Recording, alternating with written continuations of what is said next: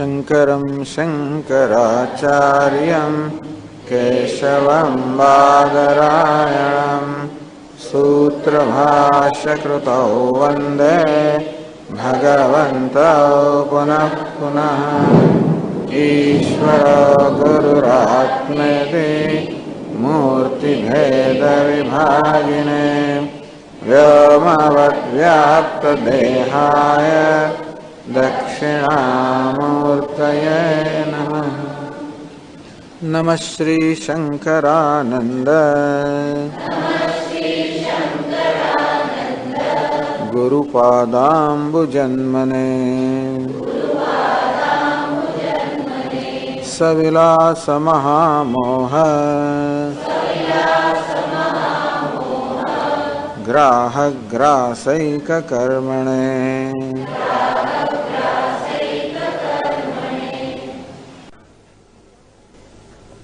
चलो 34वां श्लोक थी।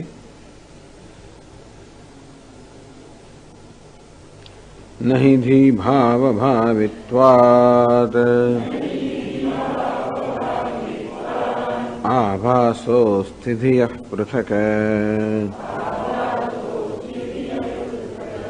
इति चेदल्पमेवोक्तम् धीरप्येवं स्वदेहतः देहे मृतेऽपि बुद्धिश्चेत् शास्त्रादस्ति तथा सति। बुद्धेरन्यश्चिदाभासः प्रवेशश्रुतिषु श्रुतः धीयुक्तस्य प्रवेशश्चेत् नैतरेये धियः पृथक् आत्मा प्रवेशं संकल्प्य प्रविष्ट इति गीयते। कथन्विदं साक्षदेहम् मद्रते स्यादितीर्णाद् विदार्य मूर्धसीमानम् प्रविष्टः संसरत्ययम्। कथं प्रविष्टो संगश्चेत् सृष्टिर्वास्य कथं वद। मायिकत्वं तयोस्तुल्यम् विनाशश्च समस्तयोः।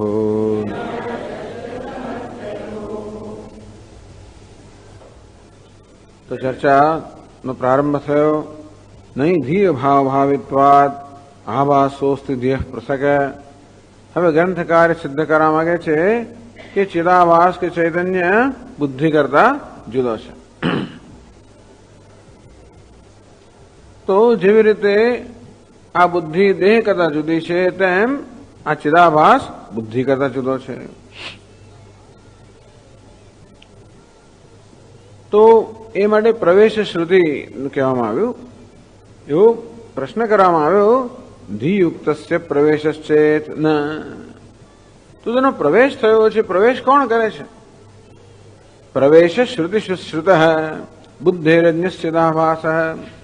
તો ઉપનિષદમાં જયારે પ્રવેશનું વર્ણન આવે છે કે પરમાત્માએ ઉપાધિમાં પ્રવેશ કર્યો ત્યારે બુદ્ધિ તો અહીં હતી જ. એટલે બુદ્ધિ સહિત ઉપાધિનું સર્જન થયા પછી પરમાત્માએ ઉપાધિમાં પ્રવેશ કર્યો. એનો અર્થ એ થયો કે જેને પ્રવેશ કર્યો એ પરમાત્મા આ બુદ્ધિ કરતા ભિન્ન છે. તો કે નહીં ધીયુક્તસ્ય પ્રવેશશ્ચેત. બે એકલો પરમાત્મા પ્રવેશ કેમ કરી શકે? એટલે અમારે એમ કહેવાનું છે કે બુદ્ધિ સહિતના પરમાત્માએ પ્રવેશ કર્યો. તો કે નહીં ऐतरेये धियः पृथक् आत्मा प्रवेशम संकल्प्य प्रविष्ट इति गीयते. तो कहीं ऐतरेय उपनिषद ने अंदर वो स्पष्ट રીતે આત્મા બુદ્ધિથી ભિન્ન જે આત્મા છે તેણે જ પ્રવેશનો સંકલ્પ કરીને એને ઉપાધિમાં પ્રવેશ કર્યો એ પ્રકારે સ્પષ્ટ કહેવામાં આવ્યું છે. કથન વિદમ સાક્ષદેહમ મદૃતે સ્યાદિદીર્ણાત. તો ગયા વખતે જેમ આપણે ચર્ચા કરી તે પ્રમાણે ઈશ્વરે આ ઉપાધિનું સર્જન કર્યું, બધી જ રીતે ઉપાધિની જે કઈ વ્યવસ્થા બધું થયું, અને પછી કહે છે કથમ નો ઇદમ મદૃતે સાક્ષ્યદેહમ સ્યાદ. આ મારા વગર ઇન્દ્રિયો સહિતનો આ દેહ શું કરશે? એ દીર્ણાત.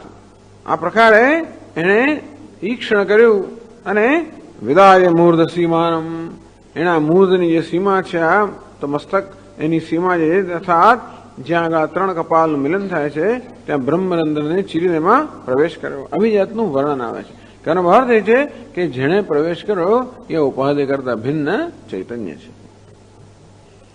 પ્રવિષ્ટ સંસરતિ અયમ. એક વાર પ્રવેશ કર્યા પછી ઉપાધિમાં અહમભાવને કારણે એ સંસારને પામી રહ્યો છે. અર્થાત આ ઉપાધિ જાગ્રત, સ્વપ્ન, સુષુપ્તિ આ બે અવસ્થાથી પસાર થતી હોય તો એમાં અહમભાવ ધરાવનાર આત્મા પણ આ પ્રકારે સંસારને પ્રાપ્ત કરી રહ્યો છે. એટલે કે જે સંસારને પ્રાપ્ત કરી રહ્યો છે ચિદાભાસ એ વાસ્તવમાં પરમાત્મા છે. તો 38મા શ્લોકમાં પૂછવામાં આવ્યું કથમ પ્રવિષ્ટ અસંગશ્ચેદ. આત્મા તો અસંગ છે, અસંગ આત્માનો પ્રવેશ કેમ થઈ શકે? એમાં તો વિકાર હોય ને, પ્રવેશ ક્યારે થઈ શકે?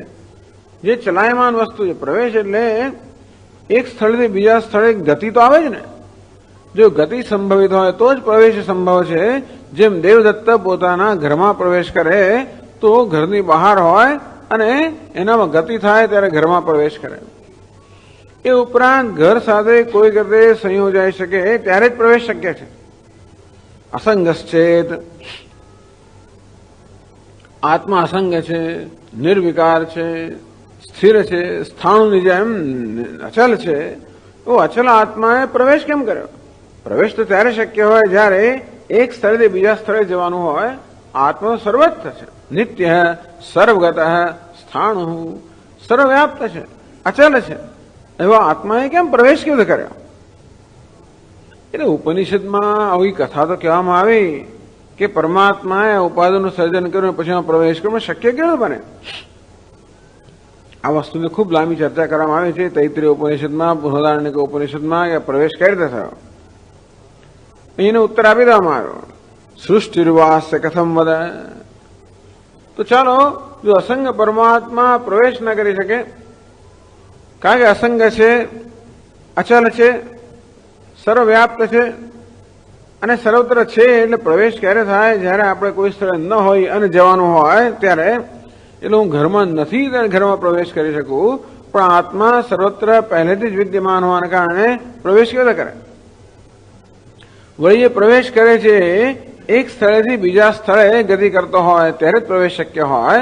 એવું તો આત્મા અચલ હોવાને કારણે અને કોઈ સ્થળ ન હોવાને કારણે પ્રવેશ કેમ બની શકે? વળી આપ કહો છો કે ઉપાધિમાં પ્રવેશ કર્યો અને ઉપાધિ સંયોજાયો, પણ એ તો અસંગ છે. આમ આત્માના જે ધર્મ છે એને કારણે કોઈ પણ પ્રવેશ શક્ય છે જ નહીં. તો પ્રશ્ન કરો, ચાલો ભાઈ આત્મા ઉપાધિમાં પ્રવેશ ન કરે એ વાતની વાત બરોબર છે, પણ સૃષ્ટિર્વાસ્ય કથમ વદ. તદૈક્ષત બહુશ્યામ પ્રજાયેતિ અથવા સૈક્ષત લોકાન્નું સૃજાયેતિ.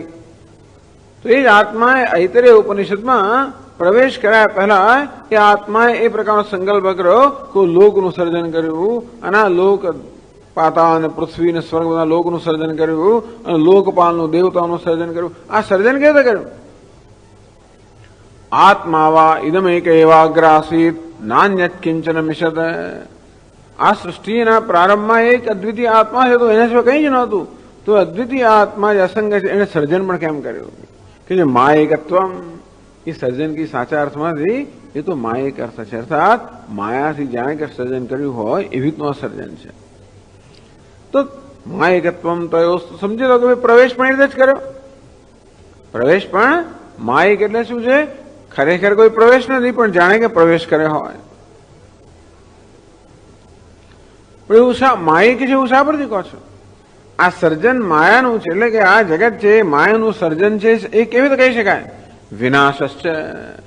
જેવી રીતે આ સર્પ, રજ્જુ સર્પ છે, એ રજ્જુ સર્પ કેવો છે? માયિક છે, અર્થાત માયાનું સર્જન છે, કોઈ વાસ્તવિક સર્જન નથી. અને એટલા જ માટે રજ્જુનું જ્ઞાન થતા સર્પનો નાશ થઈ જાય. તો એને માયિક કહેવાય, જે જ્ઞાન ઉત્પન્ન થતા નાશ થાય. વિનાશસ્ય સમસ્તયો. તો તે રીતે આ પરમાત્માએ જે પ્રવેશ કર્યો એમ કરીને ઉપાધિમાં સંયોજાયો. તો એ પ્રકારનો જે પ્રવેશ, એટલે પ્રવેશ એટલે ખરેખર તો એનો અર્થ એવો સમજાવ્યો કે ખરેખર ઉપાધિ સાથે સંયુક્ત થવું. જેમ કે આ ઘટાકાશ, એમ આકાશે સંકલ્પ કર્યો કે એટલે એમ કહેવાય કે આકાશે ઘડાનું સર્જન કરીને પછી સંકલ્પ કર્યો કે ઘડામાં પ્રવેશ કરવું. આકાશ તો સર્વત્ર છે જ. ઘડો જન્મ્યો પહેલા આકાશ તો હતું જ, અને ઘડો જન્મ્યો ત્યારે આકાશ અંદર છે જ.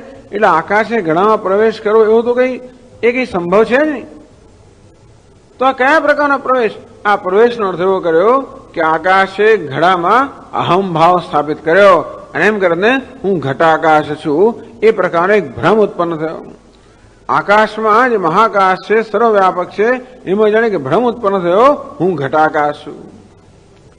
બસ આવું સમજાવવા માટે પ્રવેશની વાત કરવામાં આવી. તો ભ્રમ એવી વસ્તુ છે જેનો નાશ થાય જ્ઞાન થતા. આ જ્ઞાનમાંથી ઉત્પન્ન થયેલો ભ્રમ હંમેશા જ્ઞાનથી ઉત્પન્ન થયો હોય, જ્ઞાનથી નાશ થાય. વિનાશસ્થ સમસ્તયો. તેથી આ જેવી રીતે આ સૃષ્ટિ માયિક હોવાને કારણે વિનાશ છે, તેવી રીતે આ પ્રવેશ પણ માયિક હોવાને કારણે એનો પણ વિનાશ છે. તો હવે ગ્રંથકારે વિનાશ બતાવે છે. પ્રજ્ઞાન ઘન એવ એતેભ્ય ભૂતેભ્ય સમુત્થાય તાન એવ અનુવિનશ્યતિ ન પ્રેત્ય સંજ્ઞાસ્તિ. પ્રજ્ઞાન ઘન એવ, આત્મા કયો છે? પ્રજ્ઞાન ઘન છે. અર્થાત માત્ર પ્રજ્ઞાન, માત્ર ચૈતન્ય એ શુદ્ધ એક રસ ચૈતન્ય સ્વરૂપ છે. અર્થ આત્મામાં ચૈતન્ય અન્ય કઈ છે જ નહીં. એતેભ્ય ભૂતેભ્ય સમુત્થાય. આ પંચમહાભૂત છે એ પંચમહાભૂતમાંથી ઉત્પન્ન થયો. એટલે કે આત્માએ પંચમહાભૂતની બનેલી ઉપાધિ અહમ ભાવ ધારણ કર્યો, અંતેથી પંચમહાભૂતની સાથે એનો જન્મ થયો. આત્માનો પંચમહાભૂત જન્મ થયો એટલે શું? કે પંચમહાભૂતમાં અહમ ભાવ કરવાના કારણે એક જીવ નામની હસ્તીનો ઉદ્ભવ થયો. જેવી રીતે આ ઘડામાં અહમ ભાવ કરવાને કારણે ઘટાકાશ નામની એક હસ્તીનો ઉદ્ભવ થયો. એમ કહેવાય કે આ ઘડાના ઉદ્ભવની સાથે આકાશનો ઉદ્ભવ થયો. એટલે કે ઘડાના ઉદ્ભવની સાથે ઘટાકાશ નામના એક ભ્રમનો ઉદ્ભવ થયો. તાની એવ અનુવિનશ્યતિ. અને પછી જેવી રીતે આ ઘડાનો નાશ થતા ઘટાકાશનો પણ નાશ થઈ જાય ને, તેવી રીતે આ પંચમહાભૂતની બનેલી ઉપાધિનો નાશ થતા પેલા તાદાત્મ્યનો પણ નાશ થઈ જાય. ન પ્રેત્ય સંજ્ઞાસ્તિ. એકવાર મૃત્યુ થયા પછી કોઈ પ્રકારની સંજ્ઞા અર્થાત કોઈ પ્રકારનું વિશેષ જ્ઞાન કે ભ્રમ હોતો નથી. આમાં પ્રેત્યનો અર્થ એવો કર્યો કે એકવાર આ ઘડામાં એક ઘડાનો નાશ થયા પછી કોઈ સંજ્ઞા, એટલે કે ઘટાકાશ, હું ઘટાકાશ છું, હું નાનકડો છું, અલ્પ છું, દુઃખી છું, આવા કોઈ પ્રકારનું વિશેષ જ્ઞાન એટલે ભ્રમ રહેતો નથી. એકવાર ઘડાનો નાશ થયા પછી આ ઘટાકાશનો ભ્રમ રહેતો નથી. પણ ઘટાકાશનો નાશ ના થતો પણ ના રહે. એટલે ઘડાનો નાશ થવો એટલે બે થાય. ક્યાં તો ઘડો તૂટી જવાનો નાશ થવો, અથવા તો આ ઘટાકાશમાં એ પ્રકારનું જ્ઞાન જન્મવું કે હું ઘડો નથી, હું તો મહાકાશ છું. તો આ રીતે ઘટની અંદરથી અહમ બુદ્ધિની નિવૃત્તિ એ પણ ઘડાનો નાશ કહી શકાય. કારણ કે હવે આ ઘટાકાશને ઘડા સાથે કોઈ અહમ ભાવ નથી, અંતેથી મુક્ત થઈ ગયો. ન પ્રેત્ય સંજ્ઞાસ્તિ. અને આ રીતે ઘટમાંથી અહમ ભાવ દૂર થતા આ ઘટાકાશમાં કોઈ પ્રકારની હું ઘડો છું અને ઘટાકાશ છું, પેલા કરતા પેલાનો દીકરો છું, પેલા ઘટામાં કાશમાં જન્મ્યો એના કરતા નાનો છું, મોટો છું, વગેરે વગેરે. આ પ્રકારની જે બધી ગ્રંથિઓ હતી, આ બધા પ્રકારના જે ખ્યાલ હતા કે ભ્રમ હતા, એ કોઈ ભ્રમ હવે રહેતા નથી.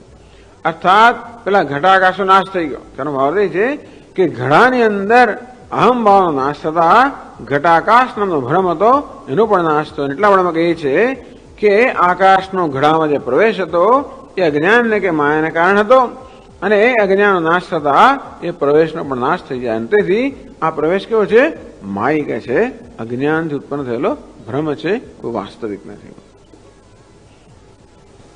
इति औपाधिक रूपस्य विनाशित्व प्रतिपादिकाम श्रुतिम दर्शयति. तो औपाधिक જે આત્મા છે એટલે કે આ જીવાત્મા, ઉપાધિ એટલે ઉપાધિમાં અહંભાવને કારણે જન્મેલો જે અહંકારનો ખ્યાલ છે, એ ઉપાધિમાં અહંભાવનો નાશ થાય ત્યારે અહંભાવનો કે જીવનો પણ નાશ થાય. એ શ્રુતિનું વાક્ય છે બૃહદારણ્યક ઉપનિષદનું. એ 39મા શ્લોકમાં બતાવે છે. समुत्थायैष भूतेभ्यः तान्येवानुविनश्यति विस्पष्टमिति मैत्रेय्ये याज्ञवल्क्य उवाच हि.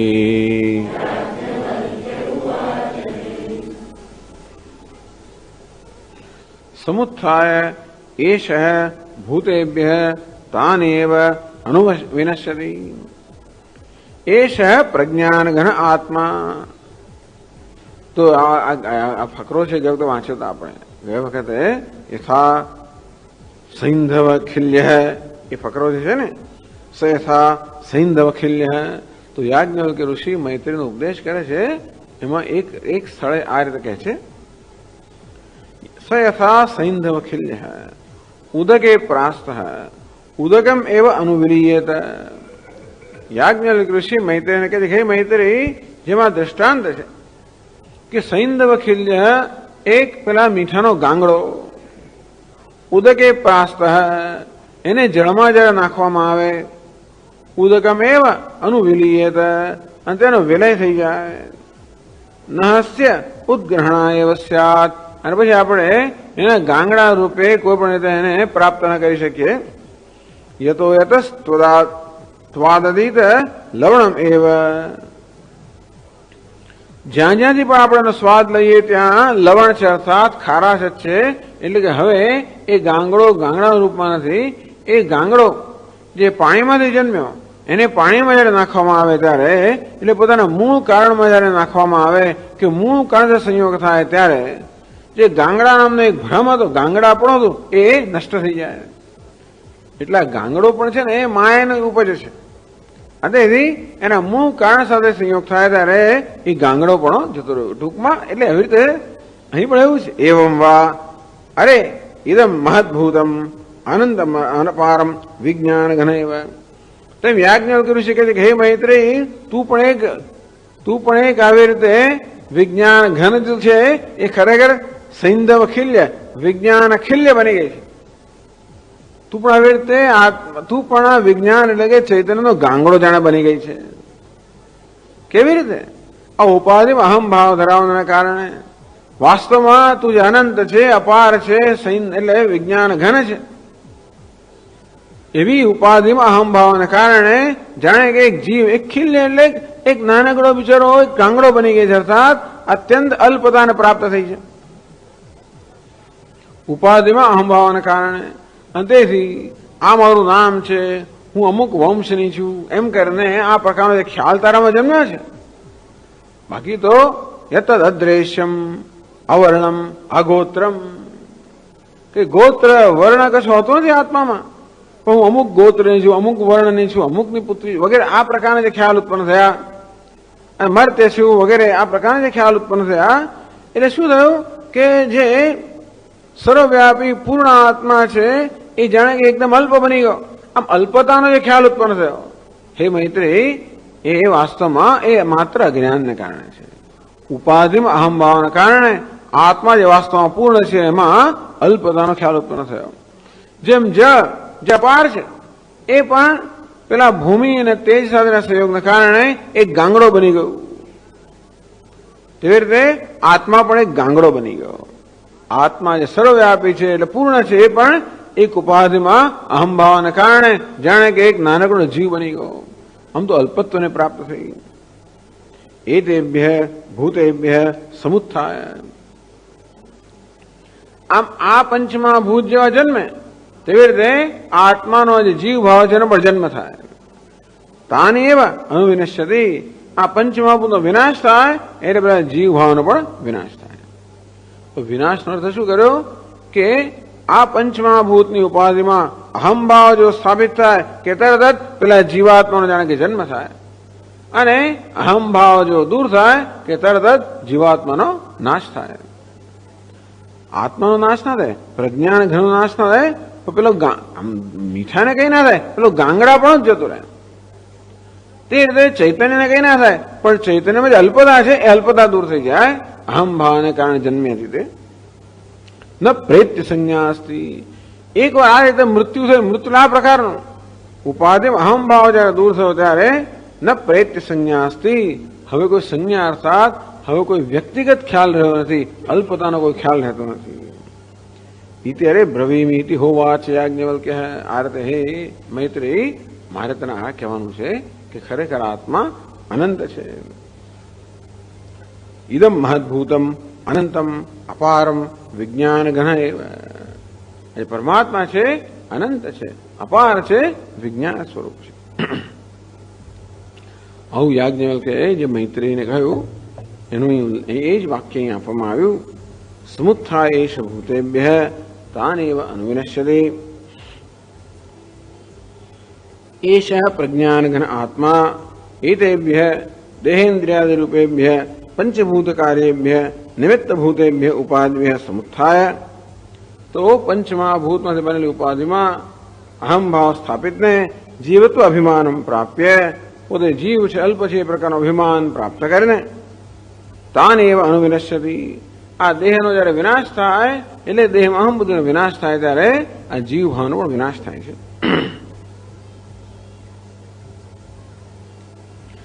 इति विस्पष्टम मैत्रेयी याज्ञवल्क्य उवाच. ही आ प्रकारे याज्ञवल्क्य आ जीव भावना विनाश ने स्पष्ट रीते उपदेश करे. न प्रेत्य संज्ञा अस्ति. एक बार मृत्यु थયું अर्थात उपाधि में अहम भाव માંથી મુક્ત થયા, કોઈ પ્રકારની સંજ્ઞા એટલે કે અલ્પતા રહેતી નથી. એટલે કે આ જીવ ભાવનો વિનાશ થાય છે. એટલે પ્રવેશ આત્માએ પ્રવેશ કર્યો એને કારણે જીવ ભાવ પ્રાપ્ત કર્યો, એ જીવ ભાવનો વિનાશ બતાવ્યો. જેનો વિનાશ થાય એ સત્ય ના હોય, એ મિથ્યા છે. અને એટલા માટે આ પ્રવેશ પણ મિથ્યા છે, માયિક છે, એ સિદ્ધ કર્યું. તો જેવી રીતે સર્જન પણ માયાના કારણે છે, તેમ પ્રવેશ પણ માયાના કારણે છે. પરંતુ પ્રવેશ કેમ ગયો? જેણે પ્રવેશ કર્યો એ ચૈતન્ય આત્મા આ ઉપાધિ કરતા બુદ્ધિ કરતા ભિન્ન છે. અંતેથી બુદ્ધિથી આપણે જુદો પાડીને જાણી શકીએ માટે એ બંનેનો ભેદ બતાવ્યો. આ તો જીવની વાત થઈ, પણ આત્માની વાત કરે છે કે નહીં? અવિનાશી વારે આત્મા અનુચ્છિત્તિ ધર્મ ઇતિ શ્રુત્યા કૂટસ્થ તત વિભિન્ન પ્રદર્શિત. આ કૂટસ્થ આત્મા જે છે એ પેલા બુદ્ધિ કરતા ઉપાધિ કરતા ભિન્ન છે. અવિનાશી વા અરે આત્મા તો 40મા શ્લોકમાં એ કહે છે. એટલે એ વાક્ય છે, એ વાક્ય અહીંયા 40મા શ્લોકમાં કહે છે. અવિનાશ્યયમાત્મેતિ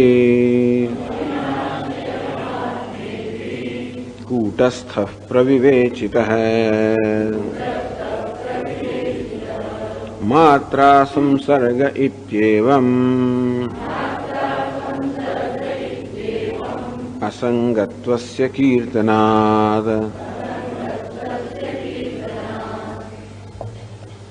અવિનાશી અયમાત્મા ઇતિ. જયારે મૈત્રેય કહ્યું કે મહારાજ આપ્યા જે કહ્યું ને એનાથી હું તો ગૂંચવાઈ ગઈ છું. એટલે આવું જયારે ઉપદેશ કરે ને, ન પ્રેત્ય સંજ્ઞા અસ્તિ. મૃત્યુ પછી આ આત્માની કોઈ સંજ્ઞા રહેતી નથી. એનો અર્થ એવો મૈત્રેય સમજી કે મૃત્યુ થયા પછી આત્માની કોઈ પ્રકારની ચેતના રહેતી નથી. પણ ભગવાન આપણે કહ્યું કે આત્મા પ્રજ્ઞાન ઘન અર્થાત પ્રજ્ઞાન સ્વરૂપ છે, ચૈતન્ય સ્વરૂપ છે. એનું વડે મૃત્યુ શું? અને મૃત્યુ થયા પછી આત્માની ચેતના રહે નહીં. એટલે કે આત્મા જે પ્રજ્ઞાન ઘન કે વિજ્ઞાન સ્વરૂપ હતો, ચૈતન્ય સ્વરૂપ હતો, હવે ચૈતન્ય રહેતો નથી, એવું કેવું બની શકે? એટલે મૈત્રેય કહ્યું, પોતાની આ મૂંઝવણ રજૂ કરી, બહુ વ્યવસ્થિત રજૂ કરી. સા હોવા છે મૈત્રેય પત્ની છે ને એટલે એવી છૂટ લઈ શકે. સા હોવા છે મૈત્રેયી. એ મૈત્રેયી કહ્યું અત્રેયમાં ભગવાન અમુમહન મોહમ આપી પિતત. શું છે? આપી પીપત. આપી પીપત. આ ભગવાન તો મને મોહમાં નાખી દીધી. ન પ્રેત્ય સંજ્ઞા સ્થિતિ. આપ જયારે કહો છો કે પ્રેત્ય અર્થાત મૃત્યુ પછી કોઈ સંજ્ઞા એટલે કે કોઈ પ્રકારની ચેતના રહેતી નથી એમ કહીને આપે તો મને મૂંઝવણમાં નાખી દીધી, મોહમાં નાખી દીધી. એક બાજુ આપ પ્રજ્ઞાન ઘન એવી જાતનું નિરૂપણ કરો છો અને બીજી બાજુ કહો છો કે સંજ્ઞા નથી અર્થાત કોઈ ચેતના રહેતી નથી.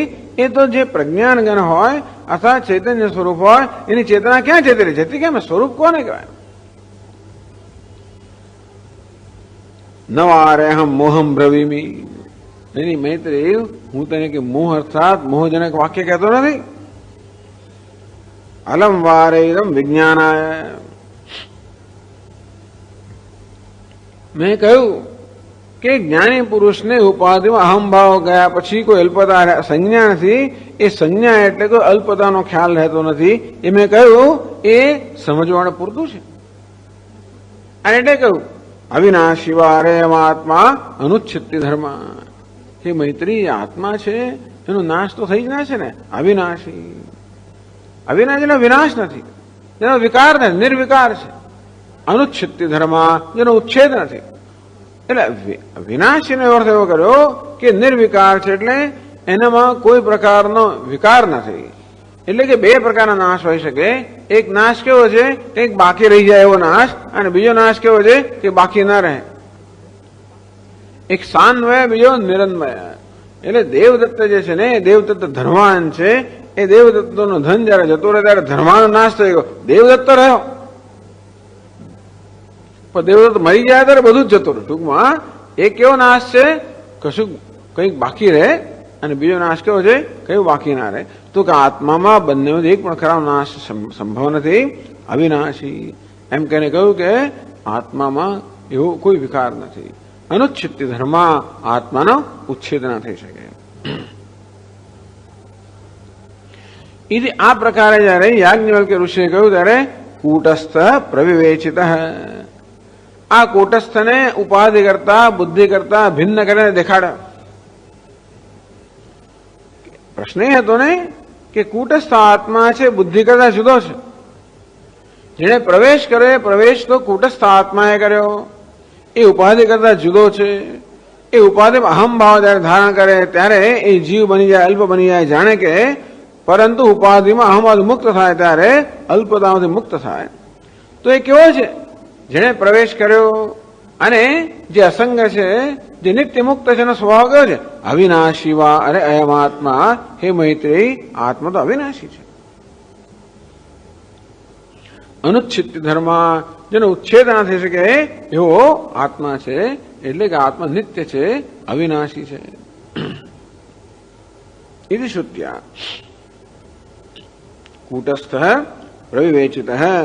આ કૂટસ્થને ચિદાભાસતે અથવા તો બુદ્ધિ કરતા જુદો કરીને દેખાડ્યો.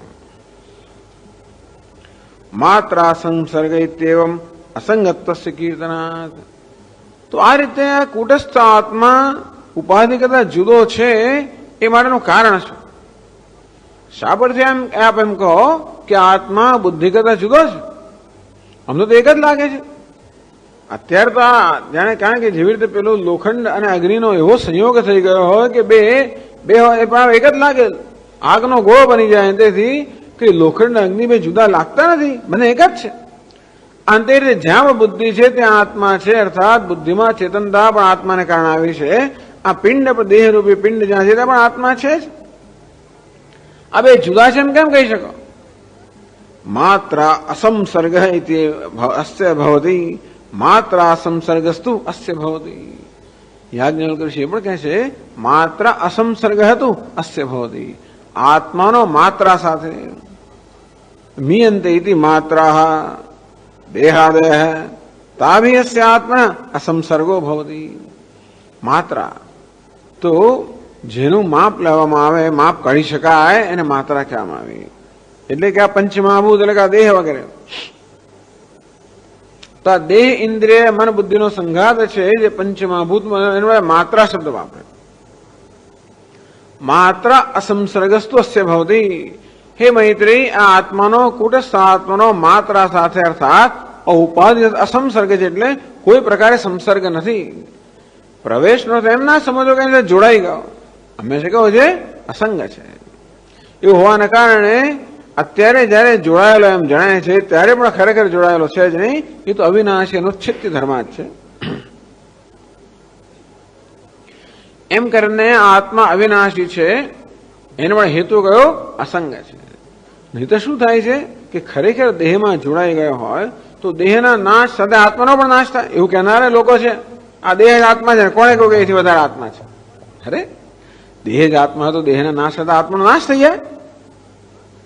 અરે ભાઈ, આ દેહ તો એવો છે ને કે તમે જયારે સ્વપ્નનો અનુભવ કરતા હોય ત્યારે પણ આ દેહનું ભાન હોતું નથી. સ્વપ્નમાં એક નવા જ પ્રકારનો દેહ હોય છે અને ત્યારે આ દેહનું કોઈ ભાન હોતું નથી. અને જો દેહ આત્મા કોને કહેવાય? જે સ્વયં પ્રકાશ છે. એવું ક્યારે પણ ના બને કે આત્માનું ભાન ના હોય. જેનું સદા ભાન હોય નામ આત્મા. જે કોઈ વસ્તુનું ભાન ના થાય ક્યારે પણ સમજો કે આત્મા નથી. આમ એવું લાગે આપણને કે સતત દેહનું આપણે ભાન હોય છે, એવું નથી હોતું. ક્યારેક ક્યારેક વિચારે ચડી જઈએ ત્યારે આપણે ક્યાં છે પણ ભૂલી જઈએ છીએ ક્ષણભર.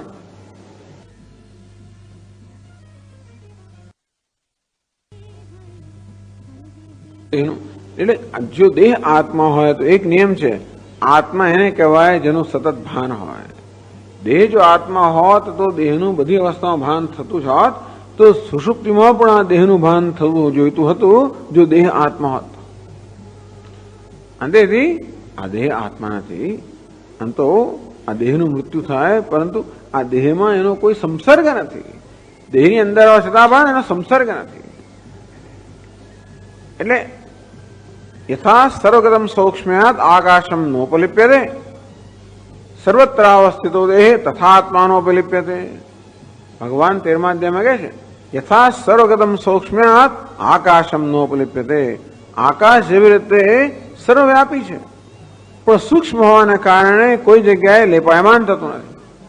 આકાશ સર્વવ્યાપી છે, બધાને અવકાશ પ્રદાન કરતું હોય છે, પણ ક્યાંય પણ અડકતું નથી, લેપાયમાન થતું નથી.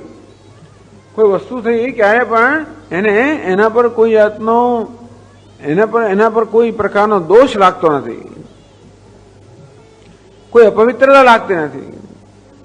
એ કેવું છે? નિર્લેપ રહેતો હોય.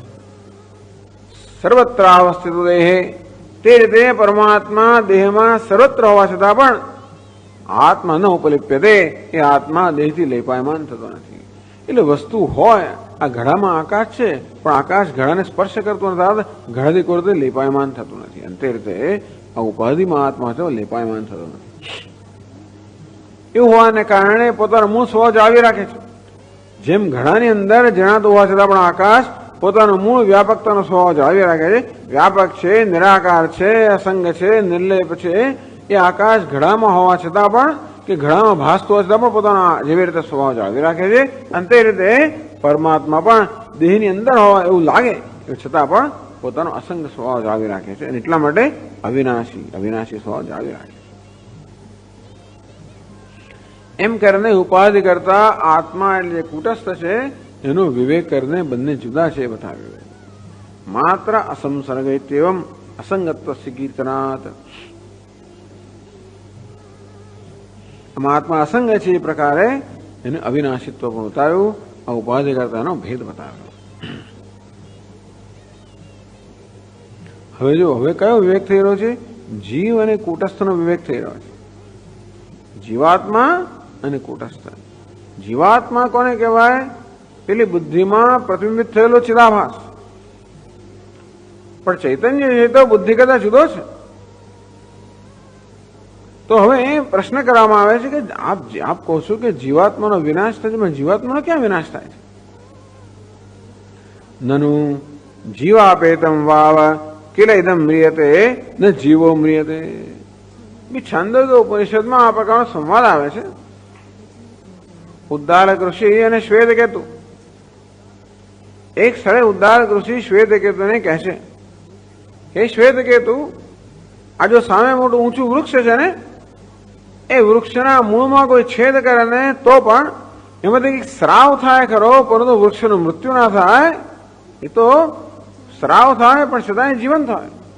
વૃક્ષના મધ્યમાં કોઈ છેદ કરે જરા કુહાડેથી તો પણ એમાંથી સ્રાવ થાય પણ એનું મૃત્યુ ના થાય. એના ઉપરના ભાગમાં છેદ કરે તો પણ સ્રાવ થાય, એનું મૃત્યુ ના થાય. આવા થોડા છેદ થયા છતાં પણ એ તો પોતાના મૂળ દ્વારા જમીનમાંથી પોતાનું પોષણ પ્રાપ્ત કરે છે અને આનંદથી આ પોતાનું પાણી પીતો પીતો આ વૃક્ષ આનંદ રહે છે. એટલે ટૂંકમાં એ કેમ? કારણ કે જીવાપેતમ વાવ કિલ ઇદમ ન મ્રિયતે.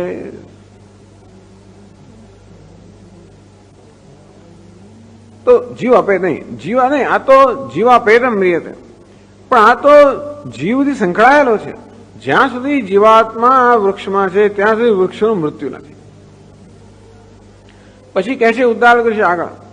એટલે પહેલા બતાવ્યું કે આ વૃક્ષમાં જીવ છે, કારણ કે જયારે એને છેદ કરવામાં આવે ત્યારે એમાંથી સ્રાવ થાય, બતાવે છે કે વૃક્ષમાં જીવ છે. આમ એવું દ્રષ્ટાંત આવે પછી કહે છે કે પણ હે શ્વેત કેતુ, આ વૃક્ષની એક ડાળમાંથી જો જીવ વિદાય લઈ લે તો એ ડાળ સુકાઈ જાય, બીજી ડાળમાંથી વિદાય લે તો બીજી ડાળ સુકાઈ જાય. જો સમગ્ર વૃક્ષમાંથી જીવ વિદાય લે તો સમગ્ર વૃક્ષ સુકાઈ જાય. તો અત્યાર સુધી વૃક્ષ જીવંત હતું, સુકાય કેમ ગયું? એ જીવંત કેમ હતું? એમાં પેલો જીવાત્મા હતો એટલા માટે. સુકાય કેમ ગયું? જીવાત્માએ વિદાય લીધી. તો તેવી રીતે આ દેહ પણ જીવંત છે, કારણ કે એમાં જીવાત્મા છે. એનું મૃત્યુ ક્યારે થાય? જીવાત્મા વિદાય લે ત્યારે. તો આ પછી એટલે કહેવામાં આવ્યું ત્યાં જીવાપેતમ વાવ કિરેદમ મ્રિયતે. હે શ્વેત કેતુ, જીવ જ્યારે આ દેહમાંથી વિદાય લે ત્યારે આ દેહનું મૃત્યુ થાય છે. ન જીવ મ્રિયતે, પણ જીવનું મૃત્યુ થતું નથી. આમ છાંદોગ્ય પ્રશ્ન જણાવ્યું કે જીવનું પણ મૃત્યુ નથી. હમણાં તો કહ્યું કે ભાઈ ચિદાભાસનું જીવનું મૃત્યુ થાય એવું કહ્યું. એટલે પ્રશ્ન કરવામાં આવ્યો કે છાંદોગ્ય ઉપનિષદ તો કહ્યું છે કે જીવનું મૃત્યુ નથી, દેહનું મૃત્યુ થાય, જીવનું મૃત્યુ થતું નથી. ઇતિ શ્રુત્યા અસ્ય ઔપાધિકસ્યાપી અવિનાશિત્વમ પ્રતિપાદ્યતે ઇતિ આશંક્યા. તો છાંદોગ્ય ઉપનિષદના સંવાદમાં તો કહેવામાં આવ્યું કે આ દેહનું મૃત્યુ છે, પરંતુ દેહ સાથે સંકળાયેલા જીવાત્માનું મૃત્યુ નથી. એને જીવાત્મા પણ અવિનાશી છે. આપ કહો છો અવિનાશી વા અયમ આત્મા અનુચ્છિત્તિ ધર્મ, તો આત્મા અવિનાશી છે, પણ પેલા તો કઈ જીવ પણ અવિનાશી છે. અને જીવ આત્મા કદાચ જુદો છે કે આત્મા જીવ જુદો કેવો નક્કી થયો? તો આત્મા અવિનાશી અને જીવ પણ અવિનાશી, બંનેના અવિનાશીપણામાં કે ફેર ખરો કે એક જ પ્રકારનો અવિનાશીપણો છે? ગ્રંથકાર બતાવે છે કે બંનેનો અવિનાશીપણો જુદા જુદા પ્રકારનો છે. એક સાપેક્ષ અવિનાશીપણું છે, બીજું નિરપેક્ષ અવિનાશીપણું છે. ટૂંકમાં જ્યાં સુધી અજ્ઞાન હોય ત્યાં સુધી જીવનો નાશ થતો નથી, પણ અજ્ઞાન જયારે દૂર થાય ત્યારે જીવનો પણ નાશ થઈ જાય. આત્માનો ક્યારે નાશ ના થાય? આમ ભગવાન જયારે ઉપનિષદમાં કહ્યું છે અશ્વત્થમ પ્રાહુ અવ્યયમ, આ સંસાર વૃક્ષ અવ્યય છે એમ જયારે કહેવામાં આવ્યું ત્યારે ક્યાં સુધી અવ્યય છે? આ સંસારનો પણ નાશ નથી જ્યાં સુધી સંસારનું કારણ અજ્ઞાનનો નાશ નથી ત્યાં સુધી. પરંતુ અજ્ઞાનનો નાશ થાય ત્યારે સંસારનો પણ નાશ થઈ જાય. તો તેવી રીતે અજ્ઞાન છે ત્યાં સુધી જીવનો નાશ નથી. એટલે ત્યાં એટલે એવી સાપેક્ષ રીતે જીવને અવિનાશી કહેવામાં આવ્યો. પરંતુ અજ્ઞાનનો નાશ થાય, જીવનો નાશ થઈ જાય ત્યારે પણ આત્માનો નાશ થતો નથી. એટલે આવી જાતના પ્રશ્નો ઉપસ્થિત થાય. આપણે શાસ્ત્રનો અભ્યાસ કર્યો તો આ પ્રશ્નો ઉપસ્થિત થાય. એટલે આ રીતે ગ્રંથકાર આપણને શાસ્ત્રમાં જે બધા વાક્યો મેં કહ્યું ને ગયા વખતે કે આ રીતે આ ચર્ચા દરમિયાન ગ્રંથકાર બહુ જ કુશળતા છે, બહુ જ કુશળતાથી આપણને શાસ્ત્રનો પરિચય આપે છે અને જોડે જોડે કંઈક ગૂંચવણ ઉત્પન્ન ન કરે એવા શાસ્ત્રના વાક્યો છે એની સ્પષ્ટતા પણ કરી આપે છે.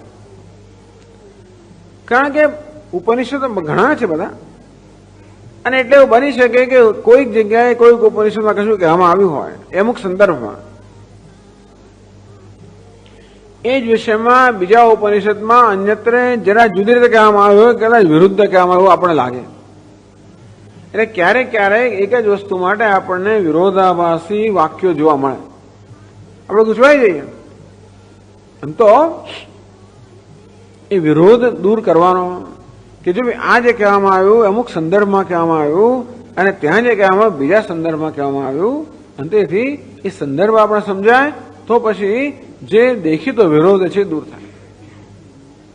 તેમ એક બાજુ બૃહદારણ્યક ઉપનિષદ કહેવામાં આવ્યું અવિનાશી વા રેમાત્મા અનુચ્છિત્ય ધર્મ, હે મૈત્રેય આત્મા અવિનાશી છે, ઉચ્છેદ ન થાય એવો છે. અને બીજો છાંદોગ્યમાં કહેવામાં આવ્યું કે ઇદમ મ્રિયતે ન જીવો મ્રિયતે, હે શ્વેતકેતુ આ દેહનું મૃત્યુ થાય છે, જીવનું મૃત્યુ થતું હોય, એમ કે જીવને પણ અવિનાશી કહેવામાં આવે. આપણે ગુચવાઈ જઈએ ને હવે કે ભાઈ આત્મા અવિનાશી છે કે જીવ અવિનાશી છે કે બંને અવિનાશી છે. તો જીવનું અવિનાશીપણું કયા પ્રકારનું છે અને આત્માનું અવિનાશીપણું કયા પ્રકારનું છે એ સમજાવે તો જ આપણે આ બંને વાક્યમાં જે દેખીતો વિરોધ છે એ વિરોધથી મુક્ત થઈએ. આમ બહારથી આપણે વિરોધ દેખાય ને કે બે વસ્તુ અવિનાશી કેમ, જીવ પણ અવિનાશી છે, તો પછી આપણે તો આગળ કહ્યું કે ભાઈ જીવ તો વિનાશી છે. એતેભ્ય ભૂતેભ્ય સમુત્થાય તાન એવ અનુવિનશ્યતિ. આમ બૃહદારણ્યકમાં જીવનો વિનાશ બતાવવામાં આવ્યો અને છાંદોગ્યમાં જીવને અવિનાશી કહેવામાં આવે. તો શું બે ઉપનિષદ એક જ વસ્તુ માટે જુદા જુદા પ્રકારનું નિરૂપણ કરે છે? તો આપણે કે ભાઈ આ છાંદોગ્ય ખોટું અને બૃહદારણ્યક સાચું એવું કહીએ તો આપણે કહી દઈએ તો કે એવું ના ચાલે. ઉપનિષદ બધું સાચું થવું જોઈએ, ખોટું હોય જ નહીં. તો બંને સાચા કઈ રીતે છે સમજાવવું પડે હવે આપણને, અને એટલા માટે આ ચર્ચા હાથમાં લીધી. इति श्रुत्यास्य औपाधिकस्यापि अविनाशित्वं प्रतिपाद्यते इति आशंक्य तस्याः श्रुतेः देहांतर प्राप्ति विषयता न आत्यंतिक नाश अभाव परत्वम. तो कि જ્યારે છાંદોગ્ય ઉપનિષદમાં કહેવામાં આવ્યું કે જીવનો નાશ નથી, ત્યારે એ જીવનું અવિનાશી પણ માત્ર આ દેહના નાશના સંદર્ભમાં કહેવામાં આવ્યું કે દેહનો નાશ થાય ત્યારે જીવનો નાશ થતો નથી. દેહાંતર પ્રાપ્તિ વિષયતા એમ ના માનવું એ શ્વેતકેતુ કે જીવનો નાશ એટલે દેહનો નાશ એટલે જીવનો નાશ થઈ ગયો, એવું નહીં. એક દેહનો નાશ થાય ત્યારે જીવ પોતાના સંસ્કારને બીજા દેહમાં પ્રવેશ કરવાનો છે. ટૂંકમાં દેહના નાશથી મોક્ષ પ્રાપ્ત થાય એમ ના માનવું. જીવનો પણ જયારે નાશ થાય ત્યારે મોક્ષ પ્રાપ્ત થાય. અને જીવનો ક્યારે નાશ થાય, કેવો નાશ થાય? આગળ કહ્યું તે પ્રમાણે આ દેહમાંથી અહમભાવથી જયારે મુક્ત થાય ત્યારે જીવનો ને જીવપણાનો નાશ થાય. જીવપણું એક ભ્રમ છે અને દેહની અંદરથી અહમભાવ જયારે દૂર થાય ત્યારે હું જીવ છું એ પ્રકારના ભ્રમનો નાશ થાય. એટલે 41મા શ્લોકમાં કહે છે જીવાપેતમ વાવખિલ શરીરમ મ્રિયતે ન સહ इत्यत्र न विमोक्षोऽर्थः किन्तु लोकान्तरे गतिः.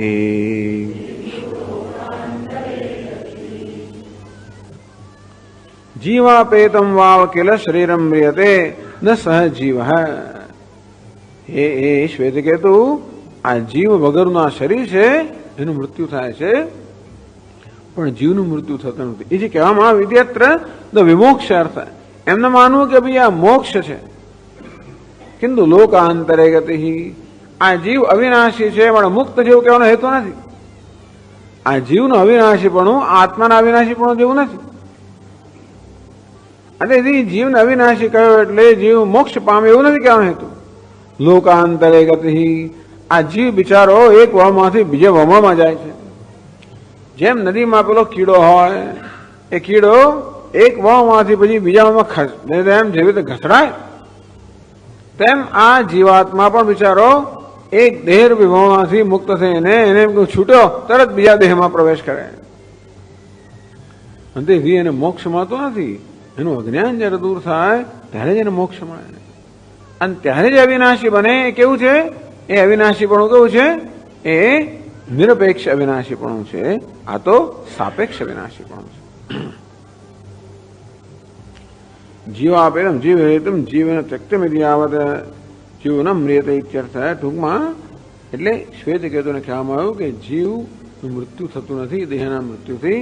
જ્યાં સુધી અજ્ઞાન ન જાય ત્યાં સુધી આ જીવ તો રહી જતો હોય છે, ત્યાં સુધી અવિનાશી છે.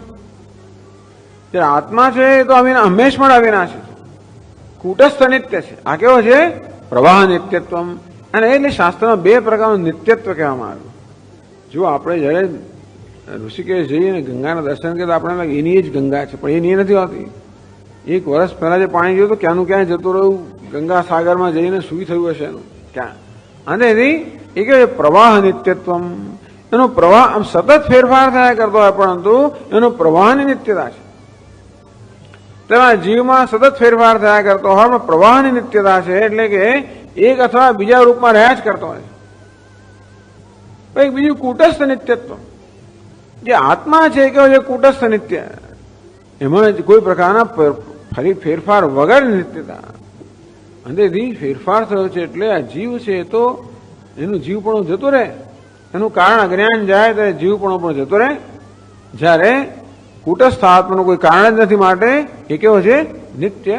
એટલે કૂટસ્થ નિત્ય છે. એટલે શું સિદ્ધ કર્યું કે જીવ તો મર્ત્ય છે, આત્મા કૂટસ્થ નિત્ય છે. તો બીજો પ્રશ્ન થયો, નનુ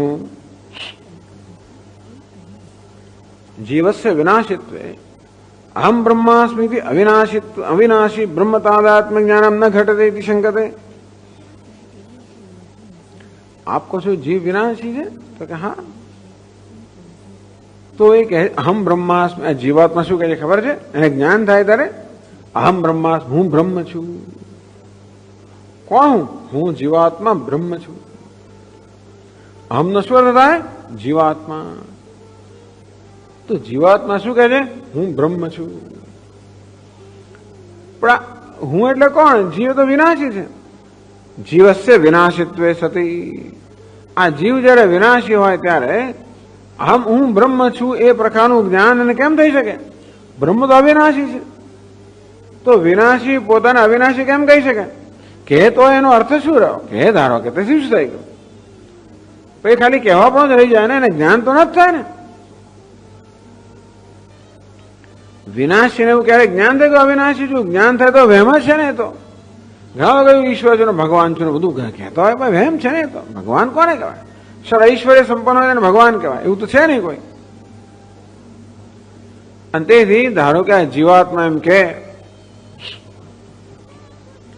બ્રહ્મવાયદમગ્રાસીદ તદાત્માનમેવાવેત અહમ બ્રહ્માસ્મિતિ.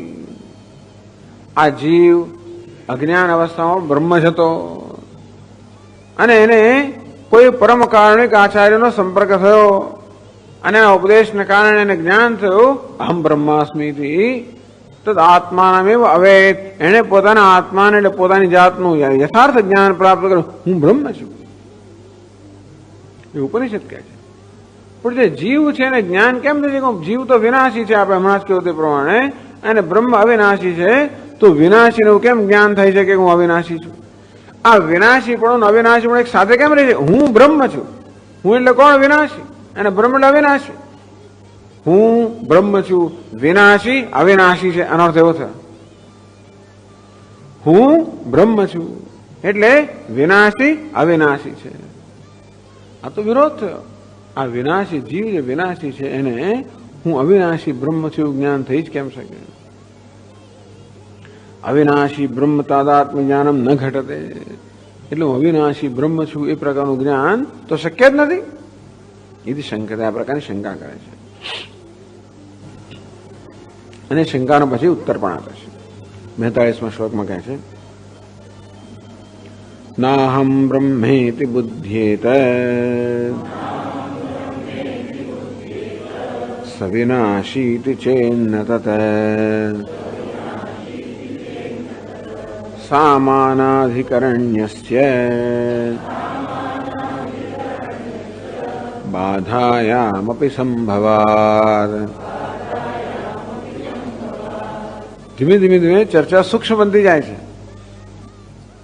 તો કે પ્રશ્ન કર્યો, નાહમ બ્રહ્મેતિ બુદ્ધ્યેત સ વિનાશી ચેત.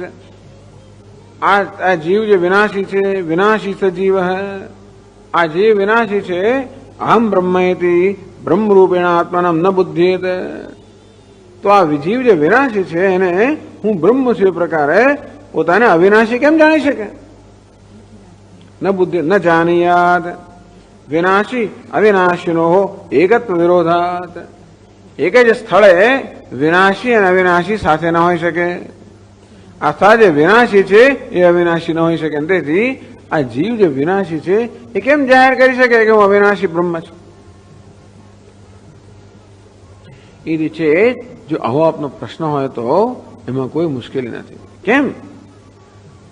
અને સામાનાધિકરણને કહેવામાં આવે છે હું બ્રહ્મ છું. આ હું અને બ્રહ્મ આ બંને શબ્દો એક જ અધિકરણમાં એક જ વિભક્તિમાં રહેલા છે, પ્રથમા વિભક્તિમાં રહેલા છે. અને તો આ સામાનાધિકરણને બહુ વિશેષ વ્યાકરણનો પ્રયોગ છે. ભિન્ન પ્રવૃત્તિ નિમિત્તાનામ પદાનામ સમાન વિભક્તિકાનામ પદાનામ એકસ્મિન અર્થે તાત્પર્યમ સામાનાધિકરણ્યમ. બે શબ્દો જેનો અર્થ જુદો જુદો થતો હોય, ભિન્ન પ્રવૃત્તિ નિમિત્તાનામ, બે શબ્દોનો અર્થ જુદો જુદો થતો હોય પણ એક જ વિભક્તિમાં મૂકવામાં આવી હોય અને એક જ અર્થમાં તાત્પર્ય ધરાવતા હોય ત્યારે એને સામાનાધિકરણ્ય કહે છે. જેમ અહમ બ્રહ્માસ્મિ. અહમ એટલે કોણ? હું એટલે કે જીવ. બ્રહ્મ એટલે બ્રહ્મ પરમાત્મા. તો અહમ અને બ્રહ્મા બંને શબ્દોનો અર્થ જુદો છે. ભિન્ન પ્રવૃત્તિ નિમિત્તાનામ, આ બંને શબ્દોની પ્રવૃત્તિ જુદી જુદી છે. અહમ શબ્દ છે એ પેલા જીવને એટલે વ્યક્તિને પ્રકાશિત કરે છે. આ બ્રહ્મ જે છે એ પરમાત્માને પ્રકાશિત કરે છે. આ રીતે અહમ અને બ્રહ્મ આ બંને શબ્દોની પ્રવૃત્તિ જુદી છે. ભિન્ન પ્રવૃત્તિ નિમિત્તાનામ સમાન વિભક્તિકાનામ, બંને એક જ વિભક્તિમાં મૂકવામાં આવ્યા પ્રથમા વિભક્તિમાં. એકસ્મિન અર્થે તાત્પર્યમ, એ બંનેનું તાત્પર્ય એક જ વસ્તુમાં જયારે હોય ત્યારે એવું નથી કે એક જ વિભક્તિમાં રહેલા પદો સામાનાધિકરણ્ય ધરાવે છે. નહીં, એક જ વિભક્તિમાં રહેલા પદોનું તાત્પર્ય જયારે એક જ અર્થમાં હોય, હું અને બ્રહ્મ એક જ વસ્તુનો નિર્દેશ જયારે કરતા હોય ત્યારે એ પ્રકારના પ્રયોગને સામાનાધિકરણ્ય કહેવાય. તો અહમ બ્રહ્માસ્મિ મહાવાક્ય છે એમાં અહમ અને બ્રહ્મા બંને પદ સામાનાધિકરણ્યમાં છે. કારણ કે અહમ અને બ્રહ્મ બંને એક જ તત્વનો નિર્દેશ કરે છે. એને મહાવાક્ય કહેવામાં આવ્યું કે અહમ એટલે જીવ અને બ્રહ્મા બંનેના ઐક્યને પ્રગટ કરનારો વાક્ય છે ને. જીવ બ્રહ્મ ઐક્ય ઉપનિષદનો એક સંદેશ છે. જીવ અને બ્રહ્મનો ઐક્ય જેને જીવ માનવામાં આવે છે એ વાસ્તવમાં બ્રહ્મ છે. એ તો બરોબર છે, પણ હવે જીવ મટી જાય ત્યારે જયારે જીવ મટી જાય ત્યારે જ એને બ્રહ્મ છે એવું જ્ઞાન થાય ને. તો મટી ગયા પછી રહ્યો કોણ? ક્યાં તો જો જીવનો જીવ જ રહે તો વિનાશ રહે તો એને અવિનાશી જેવું જ્ઞાન થઈ ના શકે. અને જીવ જતો જ રહ્યો તો એ રહ્યું કોણ જેને અવિનાશીનું જ્ઞાન થાય? એટલે પ્રશ્ન ઉત્તર આપ્યો, સામાનાધિકરણ્યસ્ય બાધા સંભવાત. તો કે આ સામાનાધિકરણ્ય બે પ્રકારના હોય છે, મુખ્ય સામાનાધિકરણ્ય અને બાધ સામાનાધિકરણ્ય. મુખ્ય અર્થાત બંને પદ પોતાના મુખ્ય અર્થમાં એક જ અર્થમાં તાત્પર્ય રાખતા હોય, જ્યારે બાધ એટલે બેમાં એક પદના અર્થનો બાધ થઈ જાય એવું છે. જેવી રીતે એક બીજું વાક્ય છે પ્રજ્ઞાનમ બ્રહ્મ. તો ઐતરેય ઉપનિષદ કહેવામાં આવ્યું પ્રજ્ઞાનમ બ્રહ્મ. પ્રજ્ઞાન એટલે ચૈતન્ય જ્ઞાન સ્વરૂપ. તો ત્યાં પ્રજ્ઞાન પોતાનો અર્થ જાળવી રાખે છે પ્રજ્ઞાન, અને બ્રહ્મ પોતાનો અર્થ જાળવી રાખે બ્રહ્મ. અને મુખ્ય અર્થમાં એ સામાન્યકરણ એટલે જે પ્રજ્ઞાન છે જ બ્રહ્મ છે, બ્રહ્મ છે જ પ્રજ્ઞાન છે. પણ અહીં એવું નથી. આ જીવ બ્રહ્મ છે જયારે કહેવામાં આવે ત્યારે એ મુખ્ય સામાન્યકરણ નથી, એ કેવું છે બાધ સામાન્યકરણ. આ જીવની અંદર જે મિથ્યાંશ છે એ મિથ્યાંશ બાદ જયારે થાય ત્યારે સત્યાંશ રહે એ સત્યાંશનું આ બ્રહ્મ સાથે ઐક્ય છે. અહમ બ્રહ્માસ્મિ, અહમ ને બ્રહ્મનું ઐક્ય જાહેર કરે છે આ વાક્ય. પરંતુ અહમ શબ્દનો અર્થ જો જીવ થતો હોય તો જીવ અને બ્રહ્મનું મુખ્ય અર્થમાં ઐક્ય જાહેર ના કરી શકાય. અને ત્યારે જીવમાં જે ભ્રમ અંશ છે, આરોપિત અંશ છે, એ આરોપિત અંશનો બાધ થયા પછી જે અનારોપિત અંશ રહે, જે તત્વ રહે, એનું બ્રહ્મ સાથે મુખ્ય અર્થમાં ઐક્ય છે. એટલે બાધ, જીવનો બાધ થાય. બાધ કોનો થાય? જે આરોપિત હોય એનો જ બાધ થાય. જે સત્ય હોય ને એનો બાધ ના થાય. એનું નામ જ સત્ય, અબાધિતમ સત્યમ. સત્યની એક સરળ વ્યાખ્યા કરવામાં આવી, જેનો બાધ ન થાય નામ સત્ય.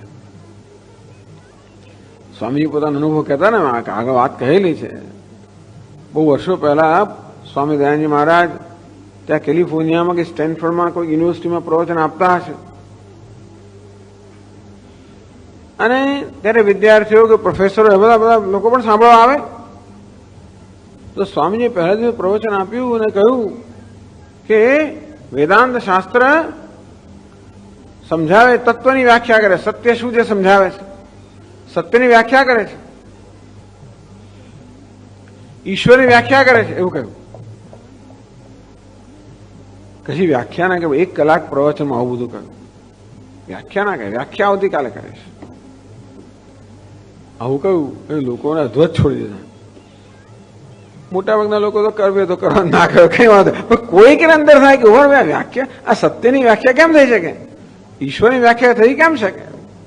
God defined is God defined. અર્થાત ઈશ્વરની, પરમાત્માની કે સત્યની વ્યાખ્યા કરો કે તરત જ એનો આપણે વ્યાખ્યા કરીએ એટલે મર્યાદિત બની જાય ને. વ્યાખ્યા કરવાથી તો એને કલંક લગાડી છે આપણે. એટલે પછી પેલો પ્રોફેસર બીજી દિવસે સ્વામીજીને મળવા આવ્યો. પ્રવચનના 1-2 કલાક પહેલા મળવાનો સમજદાર આવ્યો કે સ્વામીજી ગઈકાલે આપે કહ્યું કે હું સત્યની વ્યાખ્યા કરીશ, પણ સત્ય તો એને જ કહેવાય, એની વ્યાખ્યા ન થઈ શકે. જેની વ્યાખ્યા થાય તો મર્યાદિત જ હોય, અને સત્ય એટલે પરમાત્મા તો અમર્યાદિત છે, એની વ્યાખ્યા કેમ થઈ શકે? તો કે હું કરીશ, આજના પ્રવચનમાં આવો એટલે હું કરીશ. તો હું પ્રવચનમાં તો આવીશ સ્વામીજી, રોજ, આજે નહીં રોજ આવીશ, પણ મને કહો અત્યારે કહી દો. એવો ઊંચો નહીં તો થાય કે ગઈકાલ રાતે તો ઊંઘ આવી જ નથી મને, પણ અત્યારે એવો ઊંચો, અત્યારે કહી દો. સ્વામીજી વળી એના પર બહુ કૃપા કરી કહે છે કે અબાધિતમ સત્યમ, એને સત્ય કહેવાય એનો બાધ ના થાય. તો માથું ખંજોળે, વાત તો સાચી છે, કઈ વાંધો નહીં. પાછો ફિઝિક્સનો પ્રોફેસર હતો ને, હું વિચાર કરીને તમારે વ્યાખ્યા છે ને એમાં કંઈક દોષ કાઢીને જ છોડીશ. પાછો બીજે દિવસ આવ્યો કે મેં બહુ વિચાર કર્યો કે રાત્રે આ વ્યાખ્યામાં મને કોઈ દોષ કે જણાયો નહીં, કે આમાં શું દોષ છે. વાત તો સાચી છે, જેનો બાધ ના થાય એ સત્ય. પણ પ્રશ્ન એ છે કે આવું કશું છે ખરું? બાધ ના થાય સત્ય બરોબર, પણ આવું કઈ છે ખરું? તો કે છે. કોણ, શું છે? તો કે એ આજે સાંભળજો. તો કે નાના મને કહી દો. તો કે હું, સેલ્ફ એટલે કે હું. કારણ કે જે બાધ કરે છે એ સ્વયં પોતાનો બાધ ક્યારે પણ ન કરી શકે. આ બધા બાધની અવધિ રૂપ જે રહી જાય એના અબાધિત. સત્ય, સત્ય એટલે શું? જેનો બાધ ન થાય. એ કોણ છે? તો કે હું.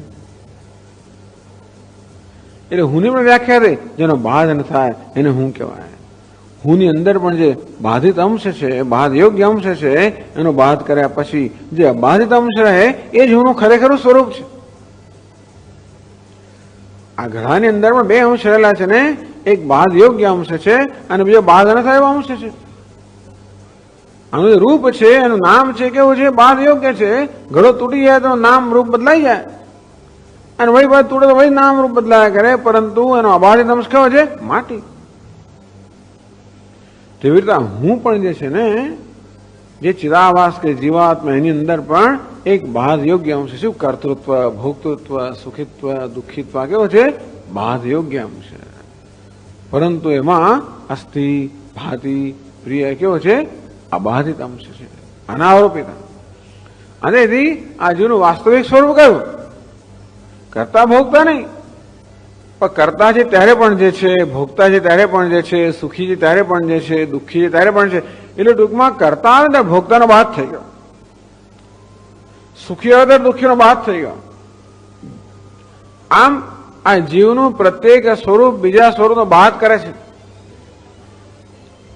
જેમ બંગડી આવે ત્યારે બુટ્ટી ના હોય, ને બુટ્ટી હોય ત્યારે કંઠી ના હોય વગેરે, આમ દરેક અલંકાર બીજા અલંકારનો બાદ કરે. પરંતુ અલંકારો કોનો બાદ ના કરી શકે?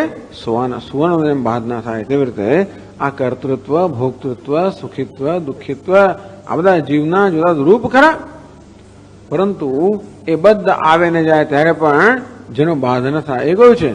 અસ્થિ કૂટસ્થ, અસ્થિ કૂટસ્થ પણ છે. અરે ભોગતા છે, કરતા છે, સુખી છે, દુઃખી છે. આ છે પણ ક્યારે બાધ ના થાય. અને છે ખબર ક્યારે પડી? એ ભાષે છે માટે. આમ હોવું અને ભાસવું એનું બાધ ના થઈ શકે. એ હોવું ભાસવું જ અનેક બધા રૂપમાં આવે છે, કરતા ભોગતા વગેરેમાં. પણ બધા રૂપમાં આવનાર કોણ છે?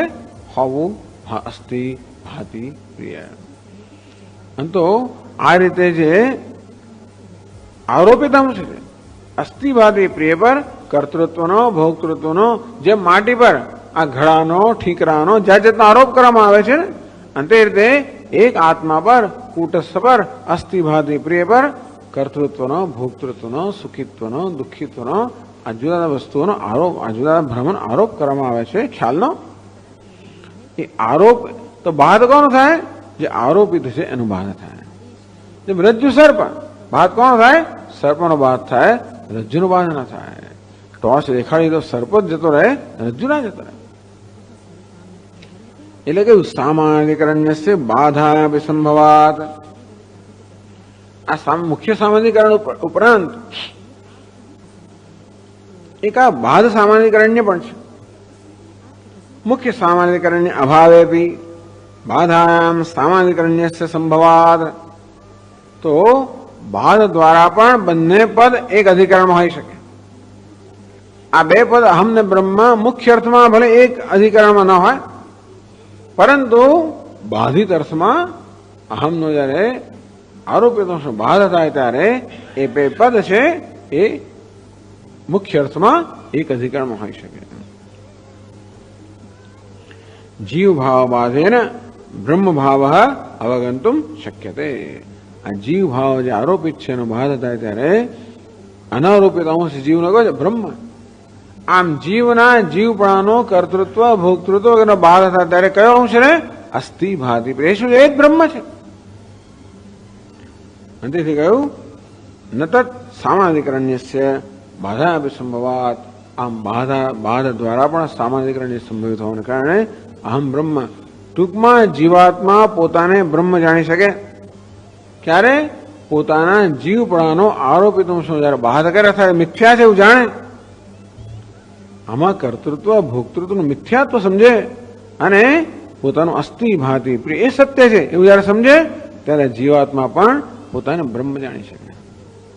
કર્તૃત્વ ફેંકી દેવાનું નહીં, એનું મિથ્યાત્વ જ જાણવાનું. સુખિત્વ, દુઃખિત્વ મિથ્યા છે. એ બધાનું અધિષ્ઠાનરૂપ અસ્થિ, ભાતિ, સચ્ચિત એ સત્ય છે. આમ પોતાને આવી રીતે એના અધિષ્ઠાનરૂપ સચ્ચિત જયારે જાણે ત્યારે પોતાને બ્રહ્મરૂપી જાણે છે.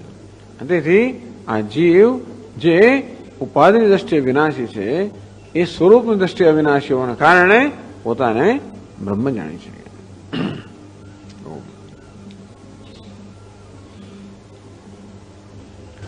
ઓમ પૂર્ણમદ પૂર્ણમિદમ મુદચ્યતે પૂર્ણસ્ય પૂર્ણમાદાય પૂર્ણમેવાવશિષ્યતે.